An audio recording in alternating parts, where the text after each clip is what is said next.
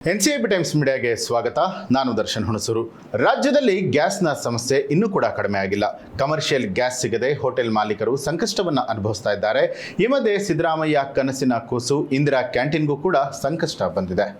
CM Siddaramaiah ಕನಸಿನ ಕೂಸಿಗೂ ಸಂಕಷ್ಟ. ಇನ್ನೆರಡು ದಿನದಲ್ಲಿ ಇಂದಿರಾ ಕ್ಯಾಂಟೀನ್ ಬಂದ್. ಇತ್ತೀಚಿನ ದಿನಗಳಲ್ಲಿ ವಿಶ್ವದಲ್ಲಿ ನಡೀತಾ ಇರುವಂತಹ ಯುದ್ಧ ನಮ್ಮ ದೇಶದ ಸಾಮಾನ್ಯ ಜನರ ಜೀವನದ ಮೇಲೂ ಕೂಡ ಭಾರಿ ಪರಿಣಾಮ ಬೀರ್ತಾ ಇದೆ.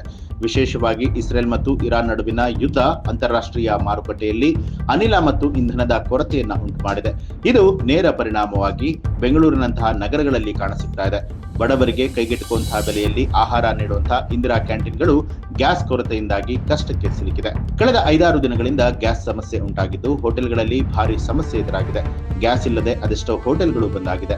ಇದೀಗ ಸಿದ್ದರಾಮಯ್ಯ ಅವರ ಕನಸಿನ ಕೂಸು ಇಂದಿರಾ ಕ್ಯಾಂಟೀನ್ಗೂ ಕೂಡ ಗ್ಯಾಸ್ ಕೊರತೆ ಬಿಸಿ ತಟ್ಟಿದೆ. ಇಂದಿರಾ ಕ್ಯಾಂಟೀನ್ ಯೋಜನೆ ಕರ್ನಾಟಕ ಸರ್ಕಾರದ ಒಂದು ಮಹತ್ವದ ಕಲ್ಯಾಣ ಕಾರ್ಯಕ್ರಮ. ಬಡವರು, ಕಾರ್ಮಿಕರು ಮತ್ತು ಸಾಮಾನ್ಯ ಜನರಿಗೆ ಕಡಿಮೆ ಬೆಲೆಯಲ್ಲಿ ಉತ್ತಮ ಆಹಾರ ನೀಡುವಂತಹ ಉದ್ದೇಶದಿಂದ ಆರಂಭಿಸಲಾದಂತಹ ಈ ಒಂದು ಯೋಜನೆ ಈಗ ಗ್ಯಾಸ್ ಕೊರತೆಯಿಂದಾಗಿ ಬಿಕ್ಕಟ್ಟಿನಲ್ಲಿದೆ. ಬೆಂಗಳೂರಿನಲ್ಲಿ ಸುಮಾರು 170ಕ್ಕೂ ಹೆಚ್ಚು ಇಂದಿರಾ ಕ್ಯಾಂಟೀನ್ಗಳಿದೆ.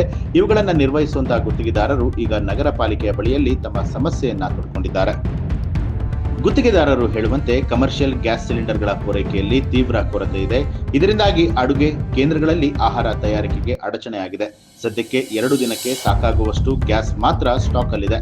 ಇದರ ನಂತರ ಗ್ಯಾಸ್ ಪೂರೈಕೆ ಆಗದೇ ಇದ್ರೆ ಅನಿವಾರ್ಯವಾಗಿ ಕ್ಯಾಂಟೀನ್ಗಳನ್ನ ಬಂದ್ ಮಾಡಬೇಕಾಗತ್ತೆ. ಇದು ಲಕ್ಷಾಂತರ ಜನರ ದೈನಂದಿನ ಊಟಕ್ಕೆ ಹೊಡೆತ ನೀಡುತ್ತೆ. ಜಿಬಿಎ ಈ ಸಮಸ್ಯೆಯನ್ನ ಗಂಭೀರವಾಗಿ ಪರಿಗಣಿಸಿದೆ. ಗುತ್ತಿಗೆದಾರರಿಗೆ ಪರ್ಯಾಯ ವ್ಯವಸ್ಥೆಯನ್ನ ಕಲ್ಪಿಸುವುದಾಗಿ ಭರವಸೆ ಕೊಟ್ಟಿದ್ದಾರೆ. ಆದರೆ ಪ್ರಸ್ತುತ ಸ್ಥಿತಿಯಲ್ಲಿ ಇದು ಎಷ್ಟು ಸಾಧ್ಯ ಅನ್ನುವಂಥದ್ದು ಪ್ರಶ್ನೆ. ಅಂತಾರಾಷ್ಟ್ರೀಯ ಮಾರುಕಟ್ಟೆಯಲ್ಲಿ ಗ್ಯಾಸ್ ಬೆಲೆ ಏರಿಕೆ ಮತ್ತು ಪೂರೈಕೆ ಸರಪಳಿಯಲ್ಲಿ ಅಡಚಣೆಗಳು ಈ ಸಮಸ್ಯೆಗೆ ಮೂಲ ಕಾರಣ.